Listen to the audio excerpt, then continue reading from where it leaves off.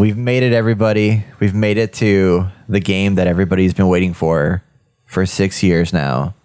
None other than the sequel to what may be the greatest game of all time, arguably, because not for me. But Legend of Zelda, Tears of the Kingdom has arrived. And today we're going to be previewing this game for everybody's ears. Or eyes, if you're watching this video format. I don't know what I'm getting myself into, but I'm going to ask a lot of questions. Yeah, don't spoil anything for me. Yeah, please. So this is a spoiler-free conversation. This is just a preview. Austin, how many hours roughly? I know if you could estimate. 5 to 10, maybe more. Oh, that's not as much as I thought. Yeah, well, Nintendo won't tell me how much I've played. Okay. I've just played a bit in the past 9 days. Nice. That's what it tells me. Nintendo's just like, shame on you. It's like, okay, I feel like that's a lot then, right? We don't want to tell you yet. Yeah. Yeah, I probably put in closer to 10 hours because I've just been trying to grind as much as possible. I was gonna say, because I'm probably at like 5 or 6, so I'm closer to you than I thought I was. Well, okay, if you have 5 or 6, then I'm definitely probably double that. Say you probably have like 15 or 20, I would think. It's very possible. Maybe. It's very possible. Yeah. We'll see how far along you are. But anyway, like I said, no spoilers because, Joe, you have not played it yet. I've not played it, but I have questions. Yes. Whenever, let me know when I can ask questions because I have a couple. Okay. Go ahead. Okay, now? Well, actually, real quick, I want to quickly preface the game, and then we'll jump into questions. So, for those that don't know, this is the sequel to Breath of the Wild. It is a direct sequel to the game Breath of the Wild. Tears of the Kingdom. I'm not going to go into any story bits, but basically, you do start up in the sky, and then you eventually make it down to Hyrule. And then Hyrule is like the same Hyrule, but it's actually very different. And that is to be discovered as you venture through the game. But mechanically, I mean, you have your same kind of combat. You can climb anywhere like you did in the first game, and there's all these new abilities, but the abilities are very different, which is what we'll definitely talk a lot about, because the old abilities you used to have with like the freeze time and I don't remember what else the abilities were in Breath of the Wild. Those are all gone, and then they're replaced with new abilities. There was the circular bomb. There was the cube bomb. There was the ice.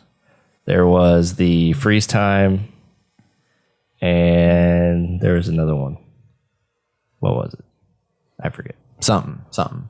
All that stuff's gone, replaced with new abilities. And weapons still break, which is a big complaint that I had last time. And then you just jump around, and visually it's about the same, I would say, graphically. But it is a little better. It is a little better. And I think, well, I don't know if it runs better, but it runs really, really good. Way better than I thought it was going to, which we'll talk a little bit more in details about that here shortly. Well, I'm surprised that they were able to get the visuals they were with basically the same game. Yeah. I don't know if you guys noticed, which was a big problem in the last one for me, is like there was always this haze. Everywhere you went, there was a haze. Yeah. And it bothered me so bad. Draw distance was like 10 feet, and then it's like every time you move, it's loading everything. Yeah. Is it still, but it's not like that anymore? Like it's a lot more open? There's still some loading issues, but for the most part, everything looks like more crisp, more vibrant. Yeah. Okay. There's a lot of sun. I like it. I was up on this high peak, not peak, I guess, but on this high hill in the game, and I could see so far. Like, I mean, probably to the other side of the map almost. And there's parts where, like, obviously, like, atmospheric effects will come in, like, bring in the fog and whatnot, but like when it is clear skies, like the draw distance is insane for running on a Switch. How far away are you able to see enemies? Like, do they just appear like as you approach, or are you able to see at least like a silhouette or something in the distance? You can see them like when you have the new slate. You can look into the distance with your zoom feature, and you can see them pretty clearly. But you kind of have you can see them in the distance. Obviously, they're like kind of low polygon, but I mean it's hard to tell anyway because it's only 720p. Yeah. As long as I know something's there. They are definitely like you can look in the like I was walking up to one of my first objectives on Hyrule, and I looked in the distance and I saw like pretty far away like a big troll being followed by like 5 guys. Okay, and like I could see that, so I was like, okay, I'm not going to go over there because there's enemies. I want to go over here instead. So yeah, you can definitely.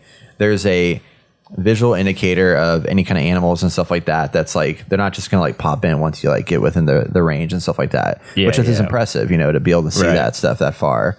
And it looks. I mean, I could tell exactly what they were. Like I knew what they were going to be. It wasn't like they were just like a black silhouette in that moment. A black blob. Yeah. Yeah, exactly. That morphs into something. Yeah. So let's start with questions. Let's jump in there and see. I want to hear from a person. Yeah, let's hear what you got here about this game. Okay. My initial concern is with the building stuff aspect of it, and I know you're like gluing stuff together essentially. Does it feel game breaky to where it's like, oh, I can glue this like I don't know, cannon to my shield, so now I have a shield cannon, so now I'm invincible. Like, do you ever feel like that, at least so far? No, because early on you get a power cell, and with that, it's kind of like a chain, and you can stack more power cells on there to give you more power. So this power cell runs out really fast when you start using these abilities, because you have to activate them, like, for one... So what was the first thing? Yeah, you make a boat with a fan that propels you across the water, but I mean, the battery lasts like 20 seconds. Yeah, it'll get you there. Okay. Yeah. But it'll eventually run out, and the more things you add that take power on the whatever you're making, it runs out way faster. Okay, that's a really good answer. That I no one had said anything about that before, the power cell aspect of it, because that's a limitation that I'm looking for. Because like I don't want to play the game if it's like too, if it's too exploitable, I guess was my concern. You get OP'd early on. You're like, well, I figured out. Yeah, it's like, oh, I already built this giant tank. I'm just going to stroll through the game with it. Because I've seen a bunch of like videos of like cars and stuff people are making, like giant mechs, basically. And I'm like, what is the practicality of that in the game? Like, is that something they could carry through the whole game? But I guess with the power cell aspect of it, they wouldn't be able to use it for long, I would think. And you have to, I mean, that would take a long time to get to the point of being able to build what those videos are showing. Yeah. Like that's probably like 60 hours in the game to have, because you get limited amounts of parts at the beginning, and then that stuff like slowly drips for you throughout the course of the game. And I think that's what's really interesting about it. And like, it kind of treats it like the hearts. Cause I think what I was thinking about this game, and I was like, because especially going back to like Breath of the Wild, where in Breath of the Wild you could go straight to Ganon, you could take out Ganon like right off the bat, but you would die because you don't have enough health. And it seems like, I mean, yeah, you have armor in this game that makes you a little bit stronger, but it's not like in games like Jedi Survivor, we're going to talk about in a little bit, and stuff like that, you get stronger with more abilities. This game is interesting in that the difficulty you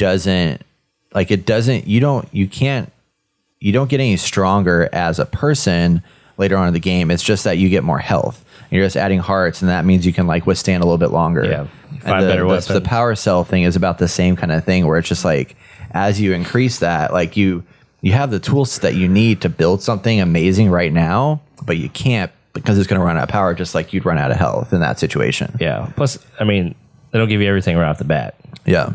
With the building, when you kill these like old robot constructs, they drop things that you could use to put into a I forgot what they call it, but it's like a little vending machine. So yeah, it's like putting a quarter in a little vending machine and getting a little toy out in a little bubble. Little gotcha machine. Yeah. Okay. So you could put those in there, and they give you things. And these vending machines are scattered around the world, and they give you different stuff. Okay. That's as you progress, weird. you start getting new things, and you're like, oh, I can build new stuff now. Like one of the more recent ones, I got a rocket.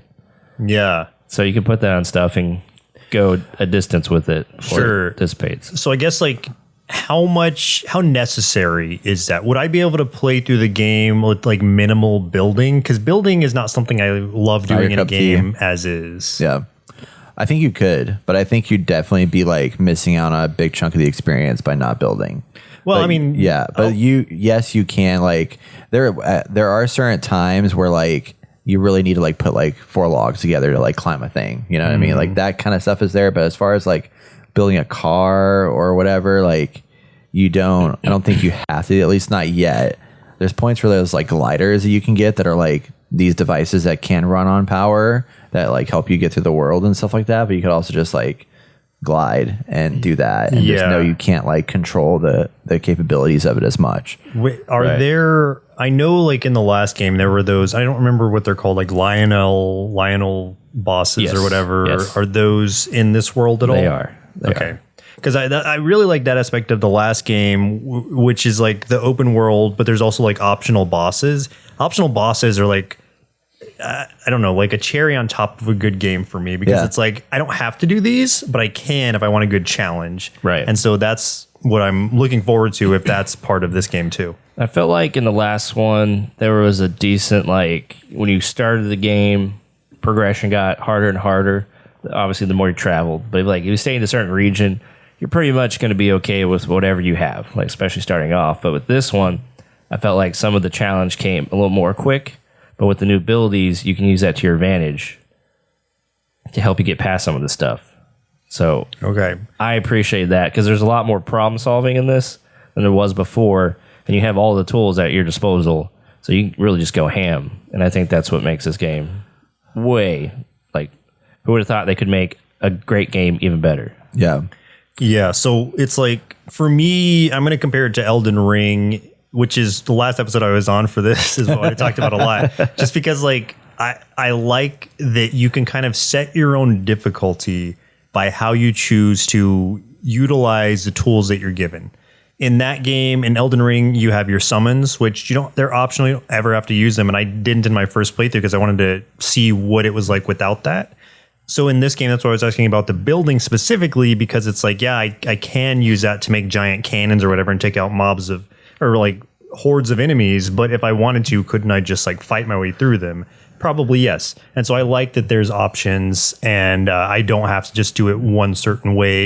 I don't have to turn it into Minecraft just to get through this game. Yeah. This game feels a lot like Elden Ring. Except for it's not near as punishingly difficult that I want to quit playing. So like that's nice. But like, as far as just like the discovery of the world, and you drop icons, or like you don't know anything about the world. You can see in the distance, but like your map is just this blue map of stuff right now. I don't know if it reveals once there's the tower that unlocks, but like okay. So but like you discover things as you go through the world, and I think that it's definitely one that, I come from playing all these games, and I'm like, I want all these little checkbox things to do, and I want to see all this and that, whatever. And Breath of the Wild, like, I quit playing Breath of the Wild after 8 hours because it was just way too open and way too, like, I don't know, it was almost too much choice and too much stuff like that, But in this one, they fixed some of the things in ways I never thought they would. That makes me appreciate better, like weapon breaking. I hated weapon breaking, drove me crazy.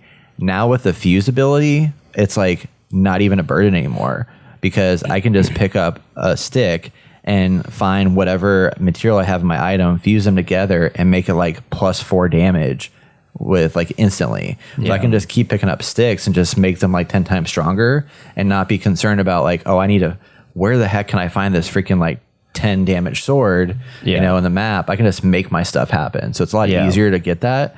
Like you go in the caves and it's like, I got a stick, but I need to bust this boulder.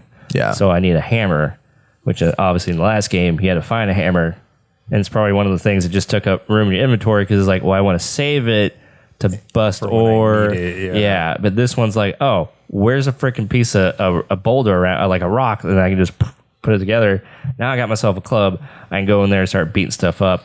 And like you said, I could increase the damage now by like 1 or 2 points, and I can go in there and be a lot more powerful. Is there a way to increase like the durability of your weapons that you're creating, to where it's like, here's my stick, but I want it to last a little longer. Can I get like a polished stick or something, or like something to I don't know, put with it to make it last longer? I guess is my concern. That's a thing. I did notice one time, I had one of the I don't know, it's a relic sword, whatever one of the little robot constructs are. They have weapons, and you can attach stuff to them. And a few times, only the thing that I attached to it broke. So I still had like a spear or a handle. I was like, stuff. I could put something else on this again. That's cool. So I'm like, dude. So, but it's like really low on the damage scale. So it's like, yeah, you want to find something powerful to add to it to make it more powerful, but I think there's like a limit, obviously, to it.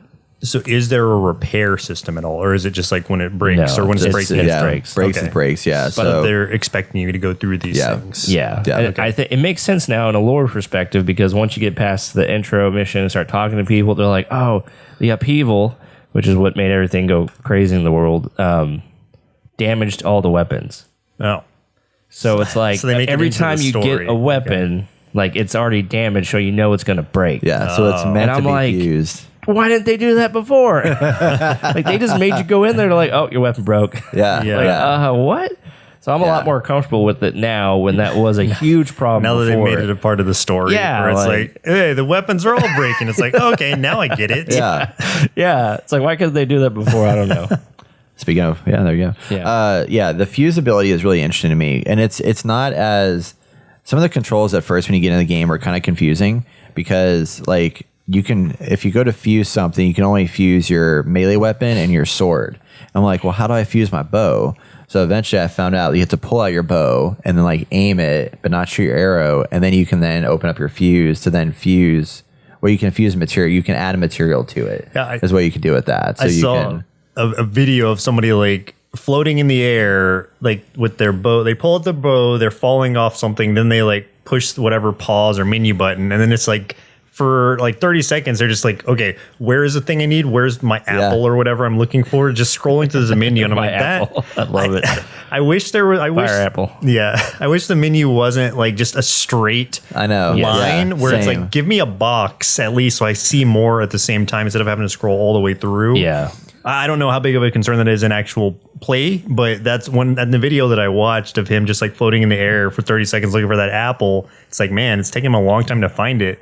It like, is. and it's, but at least it like freezes time completely. It's not like Right. you're going slowly falling down or anything. Like it's literally paused while you're doing that. Yeah. It is nice too now, because like I don't know if it was just in the first game, but like whenever you select one of those materials, especially when you're shooting them with the arrows, like I get like they call these things called fire berries or whatever, so you can attach it to the end of an arrow and it creates a fire arrow. So I can like shoot that fire arrow at bad guys. So the first time I do it, I have to find the thing, but the next time I just have to hold down to aim. I open up the material menu and it's already on the fire arrow, so I can keep shooting fire arrows over and over again. And not have to keep scanning through the menu. Okay, so it's like little things does like that. It does stay have like a quality of life adjustment to account for nice. that. Yeah. I feel like all these are actually quality of life adjustments. Like just being able to make your own weapon on the go is huge. Yeah. It's huge, because then you could be like, oh, I have this stick I haven't put anything to. I really don't need it for anything. I just found this better weapon. I'm going to pick up this better weapon. Right. It's not like, well, you know, this one's going to break, or is this one going to break before this one? And it's just a lot of like juggling stuff around. Yeah, that was a concern last game for me, where I'm like, I found something cool, and I'm like, oh, I don't want this to break yet. I want to hold on to this for a little while. I'm going to use my crappy weapons until they all break. Then I'll use this. But this one's like my treasured whatever axe. Or I got to something. use it for something. Yeah, I need it for a boss or something. Like you're worth it. So Just gonna kill Bob. this is my boss axe. Yeah, I don't want to waste it on a basic moblin. Come on. But the other thing was, you know, you had to go collect all these different arrows in the last one. And, Yeah. Oh yeah. And now you can go anywhere on the map and find fruit, because they have a bomb flower, which I think they had that back in not Breath of the Wild. Twilight Princess? Ocarina of Time. Oh, Ocarina of Time, yeah. I thought, like, at least one of the Zelda games, I thought they had like a bomb flower. Okay. Obviously, you find the fire fruit, and then you can find a dazzleberry, which you can shoot, and it's basically a concussion grenade. So it's just like, you know, that's cool. It stuns everybody in the area. So it's like they're really digging into, you find something, and then you can figure out what you want to do with it. And obviously, it has properties that help you in a certain way. Okay, question though. Now, what you were saying about like, okay, I don't have to find specific arrows anymore of that type. It's like, is this any better at the end of the day, where you're having to find a certain thing to make the arrow? It's like, this is almost more work than just finding the arrows, you know, like that. This is just me. Yeah. Like, I see what you're saying. yeah. I like it because at the end of the day, I only have to just have arrows, and arrows are everywhere. There's a bunch of crates everywhere. You just got to tear off the crate and you get like 20 arrows. Sure, but yeah, like concussion or whatever, the dazzleberries, like those may not be everywhere. Right. So if I only have 5 dazzleberries, I literally only have 5 of those concussive arrows. Yeah, basically. So I'm not saying this isn't a better system. I'm just like, since I haven't played it, I don't know for sure. Right. I'm just theorizing here, but it's like, is this a better way to do it, or is this just like a Band-Aid? And maybe there is like an actual better way. And I'm not saying like you need to plant a garden to have these berries available at all times or anything. I'm just wondering like what a real fix for this would be. Yeah. Pro tip, explore. Because I haven't had a huge problem with any of them except the bomb flowers. Yeah. Okay. They're far and few between, Right. which is fine. And they happen to be more in caves, which is another aspect of this. There's caves now like all over the place, so you can go explore and find and kill enemies and get cool loot and stuff. I do like cool loot. I'm telling you, man, it's awesome. There's a lot of good stuff out there. But yeah, I feel like if you're exploring naturally, you're gonna find all this stuff. Okay. yeah. Sorry, one more question real quick. Just on that note, you say like there's a ton of arrows around, but have you been using a lot of arrows? Like, is that something you're often like going through? Yeah. Oh yeah. I'm using a lot because I like to get as many like arrow shots out on the enemies before I go in there and do melee attacks, so they're not gonna like, stab me because you're very squishy at the early part of the game. So the more damage I can do from a distance, then the better I'll be to approach them. Can I parry?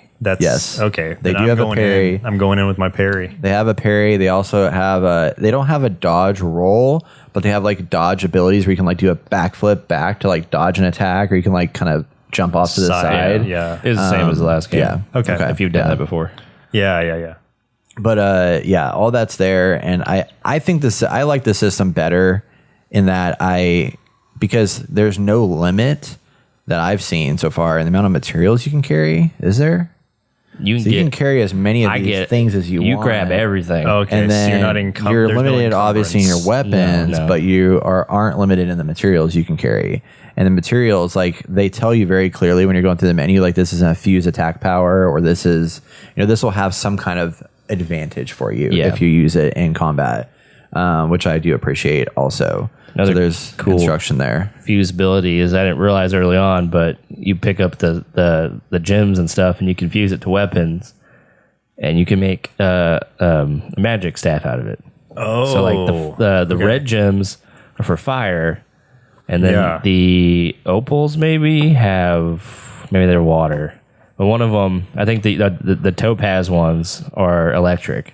So you fuse that to an item, and boom, you got yourself a freaking wand. Can you, if you fuse it to a sword, will it be like a fire sword or something? It won't be a fire sword, but it will be a sword with a magical thing at the tip. Oh, okay. You can. It's still like a wand. Interesting. Yeah. Okay. You can't make a fire. I haven't tried it, so maybe you can swing with it. Yeah. I've made fire weapons before. Like I've I've set up fire, and I've like put my branch, or if it can ignite, I've like made a fire stone club. Yeah. Which is like lit on fire and does more damage, and it also catches them on fire. The other thing that I think is really fascinating about this, what I want to talk about like heavily, is just like, this is probably the most technologically advanced game I feel like I've ever played.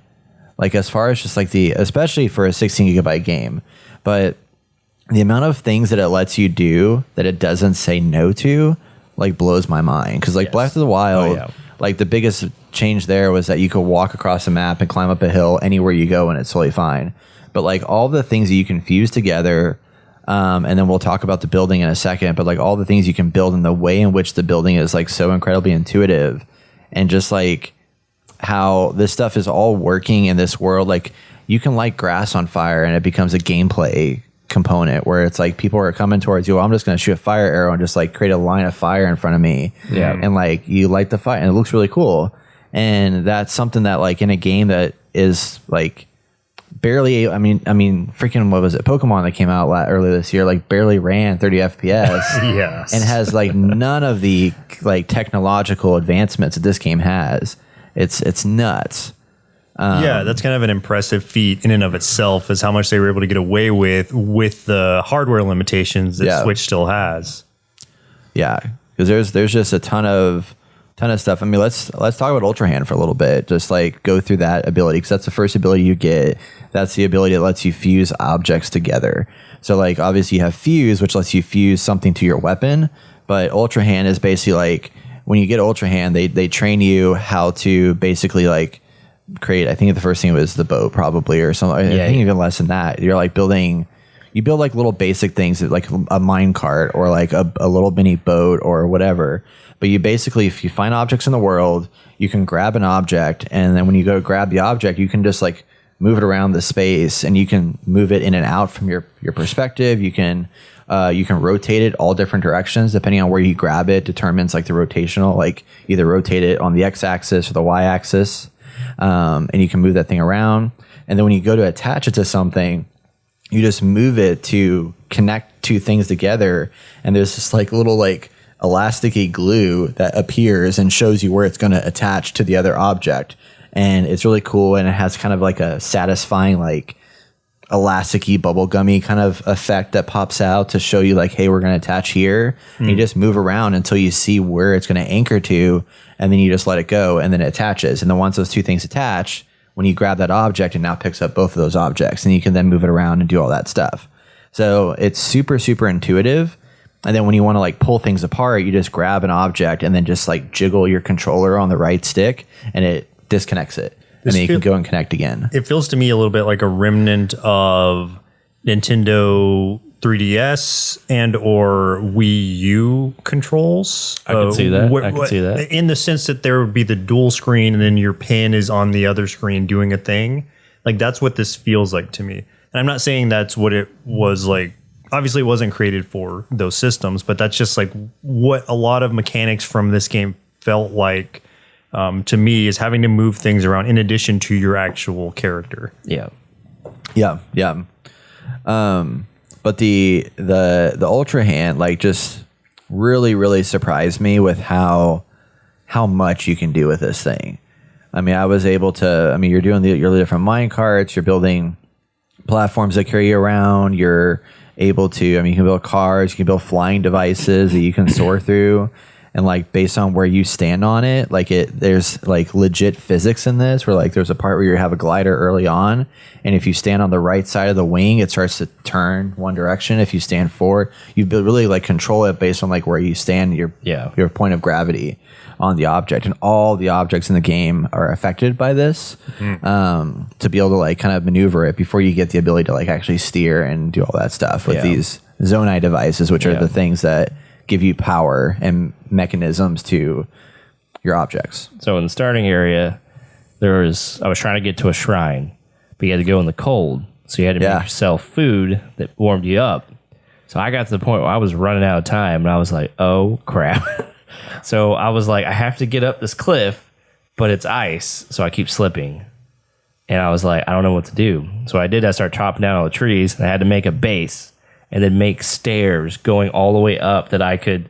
Eventually, I like kind of just, you could do like a straight rod and just climb up the trees if you wanted to, which I should have done to begin with. I was going to say, you did a hardcore doing stairs. I just like put 4 logs together and just like, okay, I got a little thing I can climb up. So it's like little things like that, like you're building, but like it's more of like light building just to solve a puzzle or get some places. Okay. And which is that I'm fine with. Like light building, I think I appreciate that you can do really complex builds, but I don't want that to be something I have to do to solve anything. Maybe there are puzzles later on, because I think there's like 150 something shrines in this game, which I think might be like double what the last one had. So that's really awesome, but also intimidating in the sense that it's like, I know some of them are going to be like real like brain teaser kind of things. It's like, okay, I need to build this thing to do this thing. I basically have to create a rig that's going to do all this for me, like a pinball machine sort of way. So far, nothing too crazy. Okay. And I thought the shrines in the last game were just, some of them were ridiculous. Like there was one where you had to like get one of those glowing balls and then freeze it in time and hit it. But for some reason, the hitting and the direction were so like weird. Yeah. And I had to shoot it across this like little ocean chasm to get it in a hole. Almost like putt-putt. Yeah. And it took me freaking forever. And I'm like, dude, screw this. Screw these physics. I think I remember that puzzle or something like it because I had nightmares about it for a little while. Because, those things like They got complicated. It's complicated, but it's also like mechanically, like you were saying, like the little like push or freeze thing like didn't always work the way you were expecting it to. So it was really tough to get it at the exact angle you wanted it to go. Even if you think you did it right, the game's like, nope, you're going over here now. Exactly. Yeah. It was a mess. I think the thing that I appreciate most about this game is that going back to the first game, there was points in the game where I got really frustrated because like, for example, the mountain. Like, I couldn't get up on top of this one mountain that I was trying to get to what I thought was an early quest item. And I kept dying and getting cold, and I didn't feel like I was equipped enough to, like, survive the cold travel up to the top. And that got really, really frustrating. In this game, if you want to go through that difficult experience of fighting through the cold in that sense, you can. But you also have the ability to, like, build structures or find, like, I think they did a better job at like teaching you about the recipe crafting part a lot quicker, to where like, okay, I can, get better clothing, and I can, make my little spicy pepper mix that makes me cold resistant, and I can also traverse a lot faster to get out of this environment. So like for people like me who got frustrated in the previous game, I have so many tools now to create shortcuts to avoid some of those frustrations that other people might enjoy and have a good time with. And you can still do that, but you have the abilities at your hand to like not have to worry about that. There's so many different pathways and like approaches you can take to like every single thing you do in here that I think everybody's going to have a completely different experience with how they approach the game.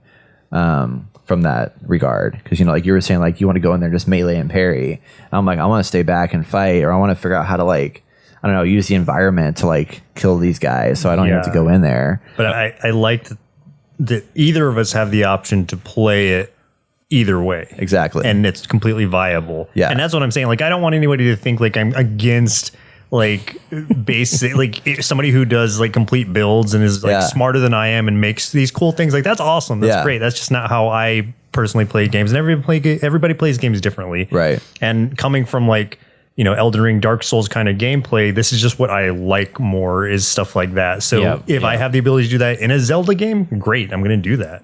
Yeah. Yeah. I heard people get like real crazy with some of the stuff. Like one guy said he built a box and he had a ball, or create some kind of ball. So he got the enemies to come near the box. They got hit. They got thrown in the box, but because they had nowhere to go, the ball crushed them, or the boulder crushed them. Yeah. But then he was getting flanked from behind, so he made the boulder go back in time, and it hit those guys behind him after he got out of the way, obviously. And it's just like you can do all these crazy things. You can just get super creative. I wonder if you can do it like old school Sims, where you build a little pool, put a ladder in, then the moblins climb in, you take the ladder away. It's like, well, you're going to drown now. Sorry. I'm sure you can, actually. I wouldn't be surprised. I'd love to see that. That on some of the other abilities, like Austin was just mentioning, rewind, like they also have like, what I also love about this game is I don't remember how quickly they did it in Breath of the Wild, but you got a ball, you get these things like very, very quick. Yeah. So you have rewind, which lets you literally any object that moves in the entire world, you can rewind. And meaning what? So like basically, so one of the early examples that you get is like a water wheel thingy, whatever, that's like pushing the water. What are those things called? Those little spinny things. Whatever the little spinny thing is, you can rewind it, and it'll go the other direction. So it just goes back in time. So then that way, if it's like what you use it as, it's kind of like stairs. So it's going the opposite direction where you want it to go. You flip it, then you can like get on top of it and like ride it back up the opposite direction to go back. Or in the case of like, say there's like, water going down a stream, and then there's like a piece of wood that's going through the water going downstream with it. You can rewind time to bring it back to you, get on top of it, and then ride it with the stream. If it like gets way down over there, you can be like, oh no, just like bring it back and then jump on it and do that thing. So you can use it for situations like that. At a shrine, it was crazy.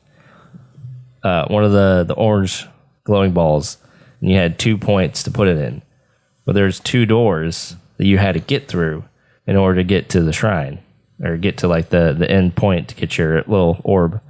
So I had to take it from its starting point, put it in the first hole, take it out, put it in the second hole, and then take it out. and put it on the ground. And I had to rewind it, but I had to run to the first door so it would hit that first hole and then run through, go to the second one, and it would travel through time, hit the other hole, open the second door, and I got through. Oh my god! Yeah, so I was just like, I sat there and I was like, how would I do this? Like, what's good about those puzzles is like you feel so smart after you do it. You're like, I'm the smartest person alive right now. I was like, oh my god, it worked. Well, and that's the thing that I've discovered with this game a lot. And again, like Breath of the Wild, I didn't have the same experience, but I feel like so good after I like figure out a puzzle with like the creation of the objects. Like when I built my first minecart that went down the track, which I mean, very clearly looking back, it like laid it out for you to make it super easy. Here's everything I was you like, need. I feel like a freaking genius. I got this thing to work and go down. Or like the little thing where you have a platform, you put a hook on, you put it on the rail, and you can like, you know, have a rail car that goes down the thing. It's like that stuff's like super satisfying to discover that and make it happen. And then the other ability that we did, the other like main ability here is the ascend ability, which I think is like huge. Oh, it's huge. It's huge. As far as what it can do. As far as like ascend, like going up. Yes. So if there's anywhere in the world that has a surface on top of it, you know, like it's not just like, you know, 5,000 foot rock above you. There's like a light surface. So let's say you have a balcony above you. You can use ascend and like ascend through that surface and come out on top of that piece. So if you're in a cave and you're like, I'm stuck in this cave, you know, there's like a mountaintop on top that's not like, you know, that's flat or whatever. Chances are you can probably ascend up through that rock, get the hell out of the cave, and get on top of the mountain. Okay. If there's a surface on top of it. And you just literally press a button, you look up in the air, and it tells you if it's red, you can't do it. If it's green, you can do it. And you just like teleport up So you're in the just air. looking for something that has a surface on the other side. Even if you don't see a surface, like you won't see the surface because it's going to be on the other side of the rock. Right. But it would show you where under the rock there might be a surface. Yeah, it just shows this little like grid and like a little dot that says like, hey, you can teleport through this. Do you know gameplay wise, like or story wise, why you can do that? It's so you have this arm that's got like some ancient Zonai technology. Is this like your ultra arm? It's not your arm. It's someone else's. Someone else's arm. Oh. Yes. It's given to you. Someone else's arm you get in the first like 10 minutes of the game. And that arm gives you the ability to do the Ultrahand, the fuse. It gives you all these abilities in order to do this. So it's some special secret power, and it's also tied to like the Zonai devices. So Zonai is this ancient civilization, I guess, right? Yeah. That are the ones that made all these machinery parts. And so like whenever you pick up Zonite charges, which is the charges that are used to then create your battery for everything, and then you also use that to then you use the Zonite devices that you collect in order to build mechanisms that you just have to turn on, and then it activates using the battery power that you have. So I think that's all kind of like tied together, but essentially that's what the idea is that it's your special arm that you have that gives you the ability to somehow ascend. So you're just carrying some dude's arm around in your backpack at all times. Yeah. Well, just on your arm. Yeah. Oh, it's like you lost your arm. It's so, you lose your arm. Part of the Yeah. story. So like this is your arm. Oh, cool. Yeah. Yeah. So it's just you're replaced with it and Exactly. stuff. Yeah. But they explain all that stuff at the beginning. It's a really interesting component to it, but they definitely they add the story in to make sense of why you have the stuff that you have. I was going a little back and forth on how I felt about the name Ultrahand, whether it was an awesome name or like a really corny name. Right. I think I'm on the awesome side right now. I'm like, I like it now. Yeah. Ultrahand. Yeah. Yeah. It's got a good ring to it, you know? It reminds me of like, I don't know. I just call it Ancient Hand. that's Ancient Hand, I think is a cooler name. Right. Ultrahand, meh. But it's like, now I'm with you. Now I'm all Ancient Hand. Let's change There you it. go. I Change like it. Let's do it. Let's do a poll for it. Yeah. So I was thinking, is this going to be a 10 out of 10 game for me? I mean, I love it. I'm having the greatest time with this game. And I think it's probably, because was it IGN that gave it like a 9? That was a Game Informer. Give it 9.75. Yeah, they didn't give it a 10. And I was like, why wouldn't you give this game a 10? And I think the more I play it, the more I think it isn't a 10. Yeah. Because they didn't name an Ancient Hand. Exactly. That was it. That was the other 0.25 they needed. Yeah. No, it might be a 9 for me. I mean, it's probably like a 9.5 if we want to put points on it. But I feel like I've been listening to people talk about the lore and stuff like that, and how Skyward Sword might be the first of the trilogy, and Breath of the Wild is the second one, and then this is the third one in the trilogy, and how this might be like each game is a part of the Triforce that doesn't really exist in these games. Well, I guess in the first one, Skyward Sword, it was there. Anyway, so like all these things could be a culmination, because a guy who created Breath of the Wild and this game also did Skyward Sword. So everyone, people are piecing stuff together. You can go look at the videos. There's like different things from these games that like show up in, well, mostly from Skyward Sword show up in this game. So they're making correlations. I really enjoyed Breath of the Wild. I think it deserved 10 out of 10. Yeah. Because of where, like, obviously we haven't played that game before. Now we're playing a similar game. And if this is like the third game in the trilogy, like I felt like we didn't really lead up to this. You know, like Breath of the Wild ended. We put Ganon away, like we always do. And it's just like, cool, it's done. Like, fun game. I loved it. It was awesome. Yeah. Like, but if this is supposed to be a culmination of something like big that's supposed to happen to complete this trilogy, and it is a trilogy, like, I feel like. Have they said it's a trilogy, though? Is it supposed to be a trilogy? Well, see, people are just putting pieces together. Okay. Because I think a lot of the Zelda lore is pretty, like, esoteric, maybe. Yeah. Or It's pretty loose. Yeah. But apparently there's all these timelines, and, you know, Breath of the Wild is apparently a game from all the timelines. So people are like, well, what is this lore that's tying all this together? Like, where are we? And, you know, because people have made the timelines for all the other games. And when you listen to them, it's like super interesting to hear like how Ocarina of Time and the Majora's Mask, or like Majora's Mask is a break off from Ocarina of Time, and like where those timelines kind of go and spread and happen. And I'm just like, dude, that's super interesting. That they could think of that. If I played those now, I could probably understand where all that's coming from. But here, playing these, like, I just don't see it, which sucks. So with you giving Breath of the Wild 10 out of 10, and this one having like quality of life improvements, and generally being maybe a more refined version, and more I guess available for anybody to play, like, what would you say is not better about this game? Like, why would you, is just not enough like of a different game to make it worth No, 10? it's just the story. Like, if this if this is the culmination of a storyline, like I want to feel it. I want to be like, you know, God of War. The last one just came out. It was like, Ragnarok. Bro, this is awesome. Like, it was great. I'm seeing the progression, the changes. Okay, something big's gonna happen.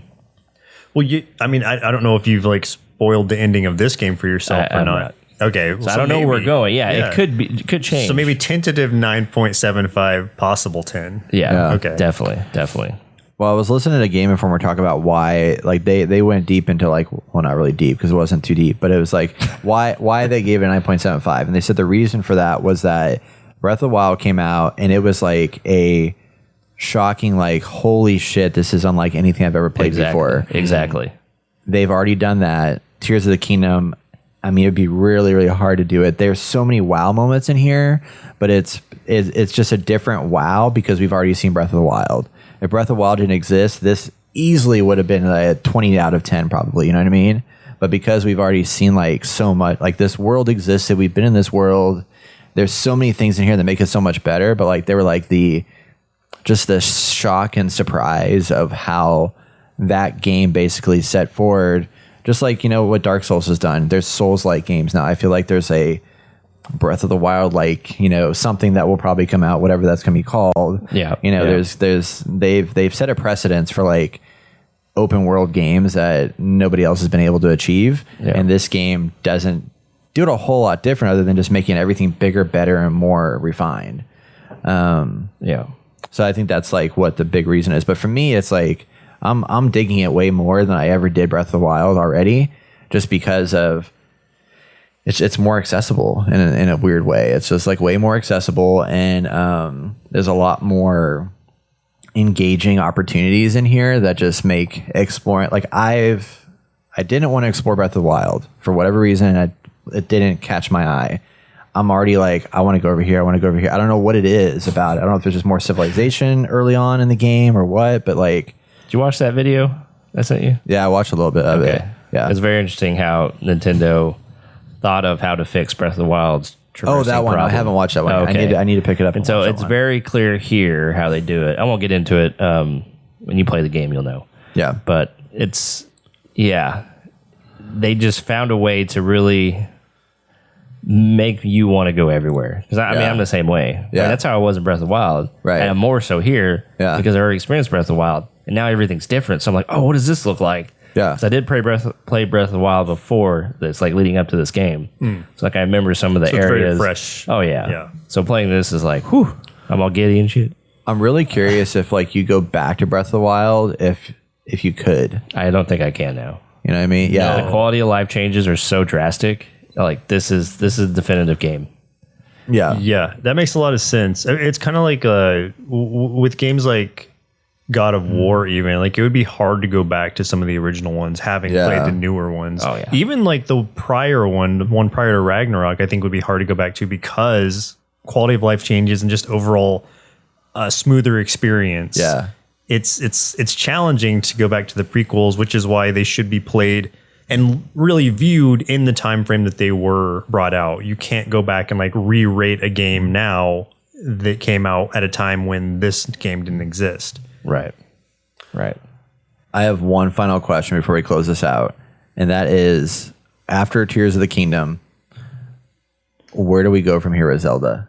Like, because like they've improved Breath of the Wild, but can there be another Zelda that isn't this big massive open world in this space? Like, can you go back to old Zelda where it like wasn't that, or is this like the expectation now? I don't think so. I think you would have to either stay the same or make more wild not improvements, but like try new things with it. And if you were to go back to the old style, then you would have to at least implement some of these into it to make it like, I don't know, because like people, like this might be somebody's first Zelda game, and then they're playing anything else, they'll be like, oh, these are really boring in comparison because I need to glue things together and, you know, make my own boats and cars or whatever. Yeah. So I think you could, for like a classic like remaster of those other games, but I don't think you could make like a brand new one that has those same stylings without this in some way. Yeah. I don't know. I really don't know. Yeah. Because, I mean, you just got to think of the story. If the people who are doing lore videos and speculations are right, a lot of thought goes into all of this. Yeah. Like the story, the placement, the colors. And that just trickles down to gameplay and all that. So, I don't know. I don't know. I will say, if they do make another one and it changes off of this, then it needs to have something to do with the nose or the ears. Because we've got Breath of the Wild, Tears of the Kingdom, so it's got to be like Sneeze of the Town or something. I thought about that. That's funny. Right? Because Skyward Sword, unrelated as far as facial features go. But yeah, so think about it. Nose or ears, maybe like sound of the, I don't know, what's between the wild and a kingdom. Not sure. A cave. You got that too. We even talked about that. You can go to the Underdark. Sounds of the dungeon. Or Echoes of the Dungeon. Echoes of the Dungeon. That sounds good. awesome. Yeah, there we go. That's the next game. Echoes of the Deep. Echoes of the Deep. Yeah, I like that. Oh shit. That's what we're gonna find. We're gonna find that there's like 20 levels deep of this Hyrule that was never discovered. We've only been on the servers. I went down to the Underdark once. I don't know what it's called. I was called Underdark. Yeah. And it is no joke. Yeah. It is no joke. You get hit by those enemies down there, you don't get your health back. Well, that's what I'm saying. Like now that that's part of it, now that you've been down to the hell of Hyrule, like go deeper. Give us Echoes of the Deep. Like that's my vote for the next name. I think you're right. All right. Let's do it. Yeah. Well, I don't know. I don't know what they would send us. See, I don't know if they, is this the end of a trilogy. Maybe it's not. Maybe there's one more game worth of stuff. Well, there's got to be one more game because trilogy is 3. Well, I know, but apparently Skyward Sword. Skyward Sword's maybe the same guy. But Skyward Sword but that's could be not like the same naming prequel convention. to this trilogy, maybe. Yeah. I don't know. That's funny. We'll find out. I mean, I'm sure people are making lore videos already. Oh, yeah. And I'm trying to like not be part of that right now. We'll do that another time. But anyway, that is Legend of Zelda Tears of the Kingdom, everybody. It is a fantastic game. It is one that I definitely think I will be playing for. I also like that the controls are simple enough that like I could take a break on this for 5 months and come back. Not that I'm going to, but like I could and come back to it and probably catch on pretty quickly, which I appreciate. So definitely a long tail game. This I'm hearing average time to completion, like not to full completion, but just to beat the game is like 70 hours. Let's see. So this is a chunky game. Yeah, I'm curious to see how long to beat is because everybody I've been hearing on like podcasts stuff of like 60 to 70, but I bet it's going to come in like 45 or something. But I would imagine that you'd have to like hardcore mainline to beat it. Oh, there you go. 63 and a half. Yep. 50 and a half. There you go. And that's I feel like it's probably more like on the 67 count. for the main story, 50 hours. Completion is 123. Like wow. Crazy. So All styles is probably where I would fit in. So 63 and a half maybe. Or the 67 main and sides. yeah, that sounds about right. Yeah. Because I put like 120, 150 hours into Breath of the Wild total.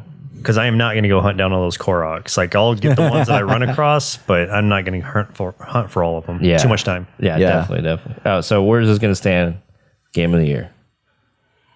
I don't know, man. It'll be a contender for sure. Yeah. I don't think it's going to get it though. I don't think it Really? would. Yeah, I don't think it would get Game of the Year. At this point in time, it would. But what else could possibly come out to dethrone it? Well, I've already said I think Hogwarts Legacy is going to get Game of the Year. I don't think so. I- I've not played it, but Yeah. in comparison, I don't know. I think Hogwarts Legacy for me definitely is very comparable to this as far as just like, I mean, again, because before this game came out, Hogwarts Legacy is like is by far one of the best games I've ever played. It's so good and so polished and so like just story is good. The gameplay is fun. Like it's First of its kind. Yeah.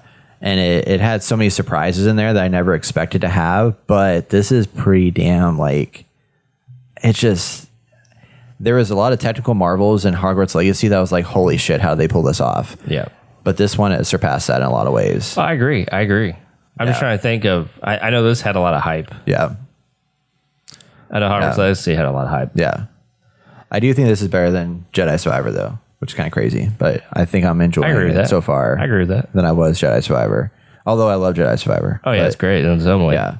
I don't know. But I mean, I think it definitely is going to be, it's going to be in the top 2, top 3 for everybody. Definitely. And it's going to be hard to, I already know a lot of people are going to be like, I mean, this is Elden Ring tier probably right now. I agree. I don't know if I'm also very curious for you, Joe, to hear how you think it compares to Elden Rings. I know, like, is Elden Ring like do you consider Elden Ring one of the best games you've ever played?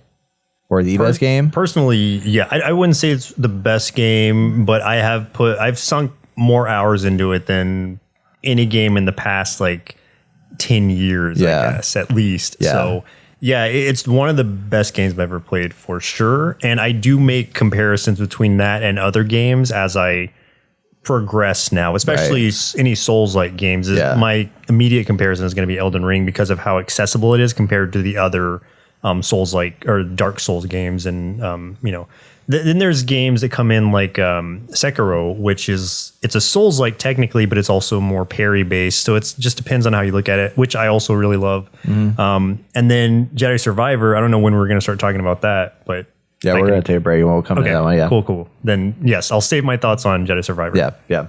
Well, cool. That's Tears of the Kingdom, everybody. Check it out if you haven't yet. It's on sale. Not really on sale, but it's available to everybody. It is on Nintendo Switch. So go pick it up and check it out, and let us know what you think. If you guys want to pick this up for cheaper, you can. If you have the subscription to Nintendo Online, you can get a voucher to get 2 games at $100 total. So it's only $50 for this game. I did do that after your recommendation. Yeah. Instead of, because it's 70 base, right? It's 70 base. Wow. So you can do that and get it for 50 But you have another voucher, and there's a list of games to choose from. And if you don't have any of those, you can get those for at least $10 off. Yeah. That's because most of them are $60. And you can hold it. I mean, it you can doesn't hold expire it for up to a year. Up to a year. So like whenever the next game comes out later this year, I'm just going to use the voucher for that. Exactly. And pick it up. Exactly. Yeah. Do you have to have the like pro subscription? No, you can get the base subscription for $20 a year. Okay, I have that. I just didn't know if I needed. Okay, cool. Yep. Yeah, do that. Save yourself some money. Thank you. That's good advice. I know. I had no idea. I was like, they're really giving us a discount on this game? Yeah. No, that's crazy. a good call out. I forgot about that. That's a good one. Well, we're trying to get people subscribed. So. Right. Of course. Yeah. Yeah. Check it out. Legend of Zelda Tears of the Kingdom. It's out now. It's awesome.